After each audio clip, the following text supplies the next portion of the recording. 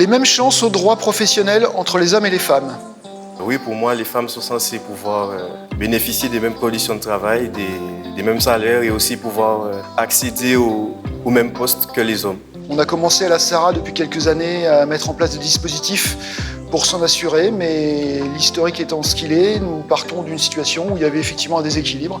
Et depuis plus de 5-6 ans maintenant, nous travaillons à compenser cet équilibre.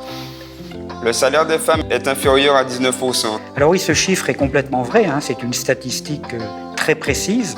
On est en 2021, c'est pas normal vraiment. Si mon salaire convient en fait à mes compétences et à mon poste, une femme qui fait la même chose, elle devrait avoir le salaire à la même hauteur. À SARA, nous sommes très attentifs à ce qu'à poste égal, salaire égal, donc il n'y a pas de différence entre le salaire d'un homme et d'une femme.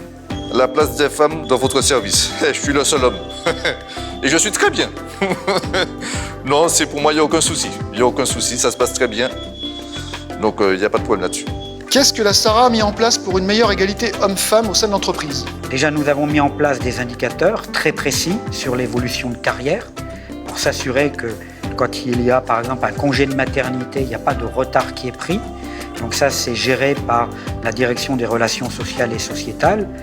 Et je vais vous donner un dernier exemple. Dans les dernières NAO, on a négocié un accord où on a augmenté le congé parental, bien au-delà de la loi, justement pour permettre cette égalité homme-femme dans les deux sens et permettre aux papas de pouvoir accompagner leurs épouses et les enfants dans cette période très agréable, mais aussi fatigante pour la maman. Quelles évolutions dans l'entreprise au cours des 5 dernières années? Il y a eu de gros efforts qui ont été faits de féminiser les postes à la SARA, surtout les postes d'encadrant. C'est vraiment une très bonne chose pour l'entreprise. En 2015, on avait à peu près 25% de personnel féminin au sein de SARA. Aujourd'hui, on est à un peu plus de 30%. Ce qui est important de noter aussi, c'est que dans une catégorie socio-professionnelle ingénieur et cadre, nous sommes maintenant à 50%, voire un peu plus. Y a-t-il des métiers d'hommes et des métiers de femmes? Non. Il n'y a pas de métier de femmes et d'hommes.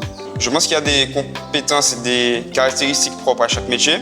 Avec les moyens techniques qu'on a aujourd'hui, même pour soulever une charge, on trouve des solutions pour pouvoir effectuer des tâches. Si elle est passionnée, elle peut très bien faire sa muscu pour porter sa poutre de bois aussi. Hein.